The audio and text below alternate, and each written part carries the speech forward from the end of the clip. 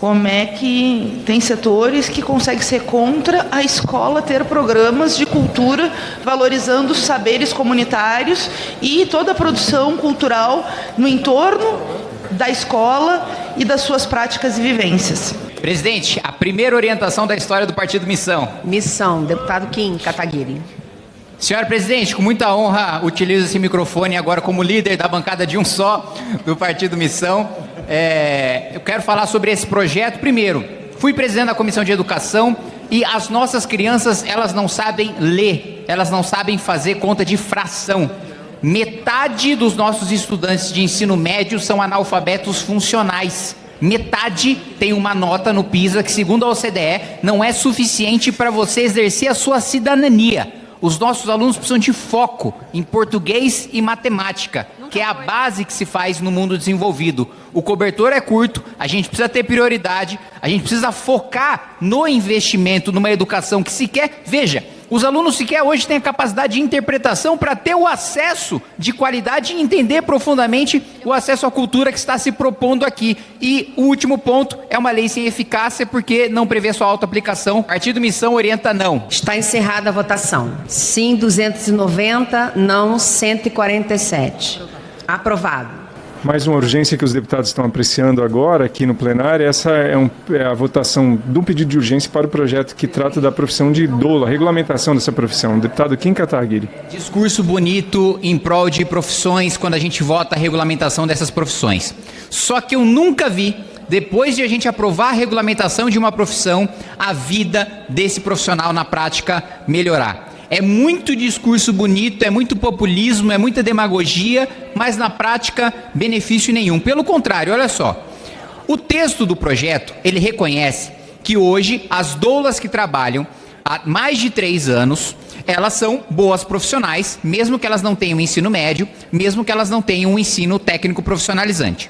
Pois bem, agora, para o futuro, esse projeto estabelece que as doulas de hoje, que estão nessa mesma condição, estarão proibidas de trabalhar, porque elas vão precisar de um curso específico que as de hoje não precisam.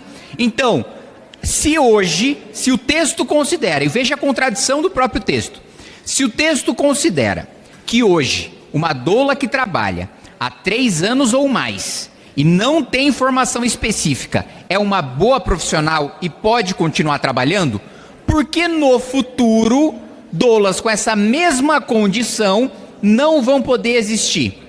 E outro ponto, a gente está aprovando a urgência aqui de um texto que claramente foi feito nas coxas, e eu digo por quê. A gente tem uma emenda constitucional, um artigo na Constituição, que é o artigo 167, parágrafo 7º, que eu invoco constantemente na Comissão de Finanças e Tributação, que estabelece que sempre que nós criamos custo para entes subnacionais, para os estados e para os municípios, que é o caso desse projeto, nós precisamos apresentar a fonte de financiamento. Esse projeto não apresenta. Então esse projeto, como tantos outros que eu já vi passar no plenário dessa casa, se for a sanção, o Supremo vai derrubar com base nessa mesma emenda constitucional. Então assim, nem para se fazer um texto bem feito, que atenda à constitucionalidade, que não vá ser derrubado depois. É fácil vir aqui e fazer o discurso bonito, mas o texto vai ser derrubado amanhã por qualquer canetada de juiz de primeira instância em julgamento incidental de inconstitucionalidade ou no controle abstrato do Supremo Tribunal Federal, porque não observou uma emenda constitucional simples, uma questão de técnica legislativa simples. Então, meus 2 pontos principais. Primeiro, é um texto contraditório porque diz que a doula que é boa para trabalhar hoje, amanhã ela vai estar proibida de trabalhar. As novas que se formarem nas mesmas condições que se formaram hoje, estariam proibidas de trabalhar no futuro. Segundo, porque descumpre a emenda constitucional sobre financiamento para os entes subnacionais e, portanto, será derrubada. Obrigado, presidente. Que aqui muitos vão recorrer à tecnicalidade, dizer que é por um motivo meramente regimental que não vai se regulamentar uma profissão que é absolutamente necessária para o cuidado das gestantes brasileiras. E mais, elas já estão na tabela SUS, elas já estão em vários serviços de saúde do país. Então, o que nós estamos fazendo é garantindo justiça, é garantindo direito de profissionais que já trabalham e que já atuam dentro do Sistema Único de Saúde. Por isso, esse projeto é fundamental. Para orientar, deputado Kim Kataguiri, pelo Missão. Presidente, primeiro, todos os discursos a favor aqui, nenhum deles tratou sobre o texto do projeto. Nenhum. Parece que mesmo quem é a favor não leu. Nenhum dele tratou sobre nenhum dispositivo do projeto. Eu coloquei sobre o problema da Constituição, que vai fazer com que esse projeto não valha nada, mesmo para quem é a favor, vota a favor. O que adianta se amanhã vai cair por inconstitucionalidade? Qual que foi a resposta da deputada? Por uma questão meramente regimental. Não é nem o regimento, é a Constituição. É inacreditável ter que ensinar isso para uma deputada, mas na democracia a forma importa.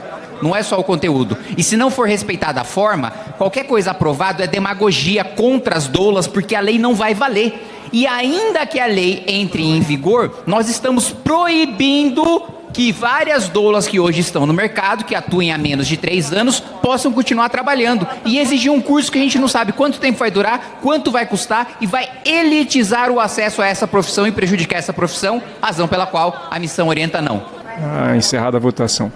380 sim, 57 não, uma abstenção. Está aprovado o projeto. Oi de novo, meus amigos, que eu amo de paixão. Oi, Laurinha. Presidente, mais uma vez, olha, eu vou puxar uma lista aqui da minha cabeça, projetos mais importantes que nós poderíamos estar votando no plenário da Câmara, que não a transferência da capital federal durante um dia, simbolicamente, para Salvador.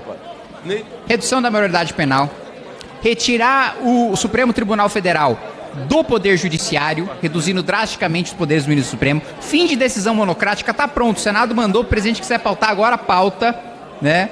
Mandato para ministro Supremo, fim de super salário, PEC contra IPVA, aumento de pena de furto, roubo e receptação, que eu já aprovei aqui, já aprovei no Senado, só falta a última aprovação aqui, aumento de pena para estupro, para importunação sexual, para maus tratos a animais, acabar com progressão de regime, acabar com visita íntima, né? Colocar um limite, eu apresentei essa emenda constitucional, de que é proibido aumentar imposto. Se aumentar a arrecadação, precisa ser convocado um plebiscito para o povo decidir se eles recebem um cheque de volta na casa deles, ou se deixam o governo gastar aquele excesso de arrecadação. Gente, só de cabeça eu consigo puxar trocentos projetos mais importantes do que a gente está votando isso. Inclusive, a minha PEC anti-PVA limita os gastos com o parlamento. Porque eu acho que o parlamento está caro demais para ficar discutindo esse tipo de coisa, esse tipo de projeto. Não está valendo tudo isso. Está muito caro o Congresso para fazer esse trabalho, para ficar decidindo sobre esse tipo de pauta. Sinceramente, vossas excelências acham que não há matéria mais importante, que essa é a prioridade para ser levado para o plenário? Que não poderia aprovar numa comissão? Seria discutido na comissão, não sei, de turismo, de cultura, e aí aprova na comissão e manda direto para o Senado. Nós precisamos dos 513, seja levado para o colégio de líderes, sair do colégio de líderes, chegar para o presidente pautar, a gente mobilizar os 513 para votar a transferência simbólica do Distrito Federal da capital para Salvador. Eu entreguei a Wagner e Wagner fez. Aí às vezes as pessoas pensam, pô, que você não cansa? Pô, canso, todo dia eu canso. Eu acordo cansado, vou dormir cansado. Todos os dias. Estamos aqui, ó. Sei lá, passou o quê? 1h30 de sessão. Estamos às 18h41. E a gente está aqui, vai começar a noite, a gente está votando a transferência simbólica da capital para Salvador. Que grande! Amanhã o Brasil entra para a OCDE. Amanhã a renda per capita do Brasil vai para o top 10, depois da grande aprovação da transferência simbólica da capital. Presidente, mais uma vez, nós temos 1 milhão de coisas mais importantes para a gente decidir. Mas beleza, durante um dia do ano, simbolicamente a capital será Salvador. Sobraram outros 364. Não quero fazer um pedido aqui para o relator, para que a gente adicione, eu quero aproveitar 2 dos 364. Um eu quero para Salto, São Paulo, que é a cidade em que eu nasci, Outra eu quero para Indaiatuba, que é a cidade que eu fui criado, cidade do glorioso Primavera, que passou para a Série A do Paulista agora. Eu acho que em comemoração ao aumento da relevância do time da minha cidade em Indaiatuba, a gente deveria simbolicamente, pelo menos a gente escolhe qual que é o dia, um dia no ano a gente transferir simbolicamente a capital para lá. Partido Missão vota não.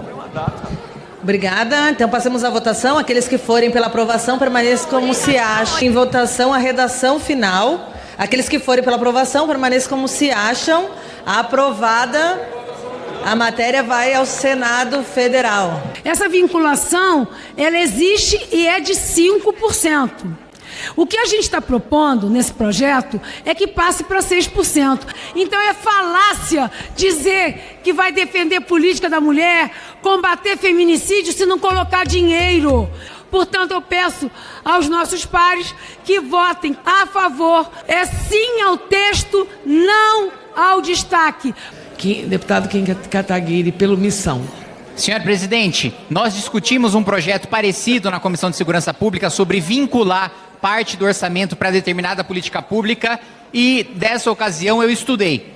Dos 20 países que possuem a maior segurança para mulheres, em que as mulheres são menos estupradas, são menos agredidas e são menos mortas, nenhum deles possui vinculação orçamentária.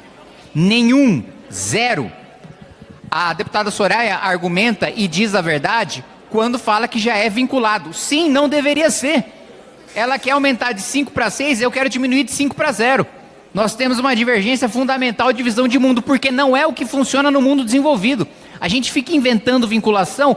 Vamos viver um colapso em 2027 justamente porque as despesas obrigatórias vão ultrapassar as discricionárias. Se a gente ficar carimbando verba do executivo, fecha o executivo, a gente carimba quanto precisa ser em violência contra a mulher, quanto precisa ser em patrulha ambiental, quanto precisa ser para cada setor, como tem na nossa Constituição hoje, tem obrigação das despesas previdenciárias, tem obrigação de educação, tem obrigação de saúde, tem o pagamento de emendas parlamentares.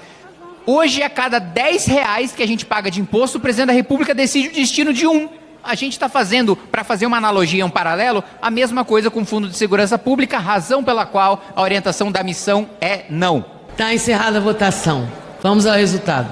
408 votos sim, 13 votos não. Aprovada. Senhor presidente. A matéria vai ao Senado Federal. Vai. Eu só quero fazer... Vamos registrar aqui o voto contrário. Não, eu quero pedir o tempo de representação da missão. Presidente, enquanto vai ter tempo, mais um tempo de representação para nós escutar, presidente. A missão tem a palavra, nobre deputado Kim Kataguiri.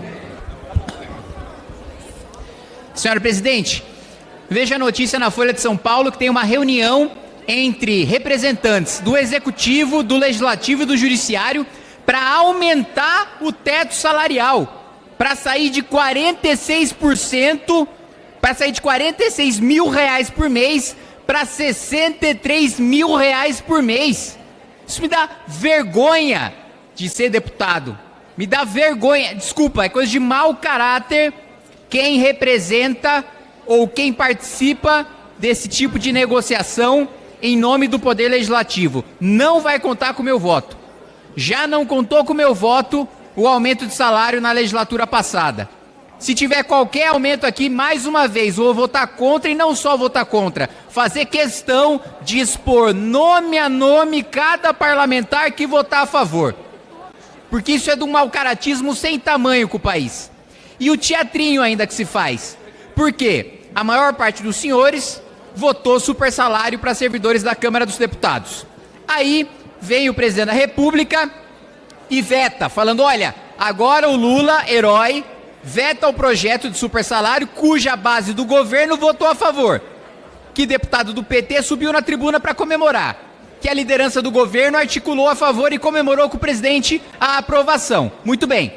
Vem o Lula e veta para sair de herói e manda o Dario, representante da Fazenda, para fazer parte de uma negociação sobre aumento de salário para deputado, senador, ministro do Supremo Tribunal Federal, procurador-geral da República, ministro de Estado e presidente da República.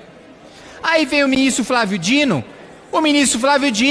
toma uma decisão dizendo que vai acabar com os super salários, mas só aqueles Só aqueles que não estão previstos em lei.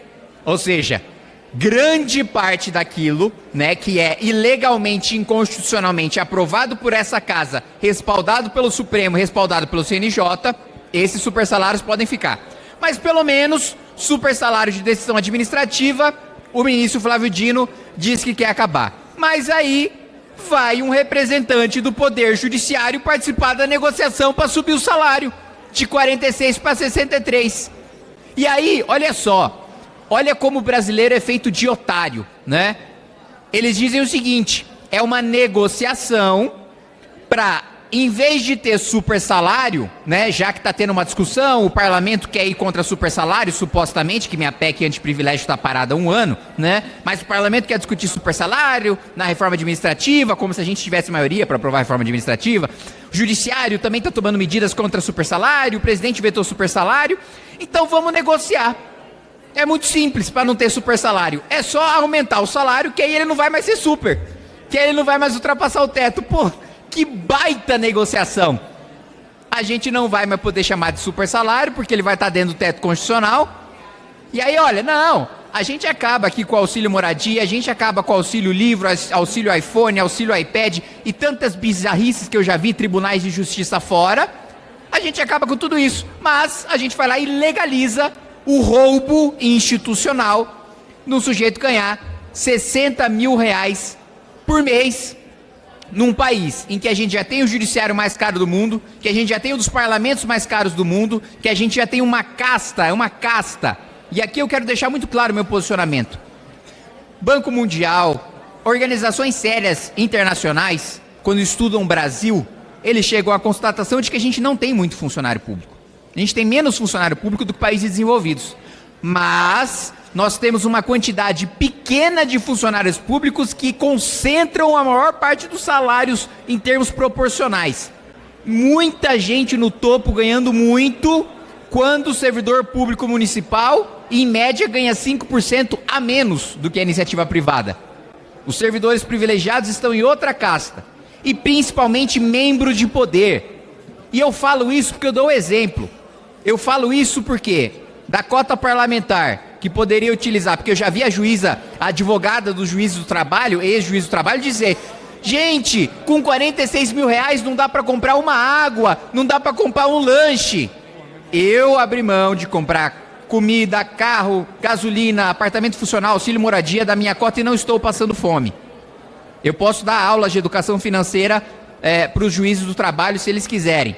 Não vai ser com o meu voto que vai ter aumento de teto. Isso aqui é uma canalice com a população brasileira e eu farei questão de expor os membros dos 3 poderes que forem a favor disso.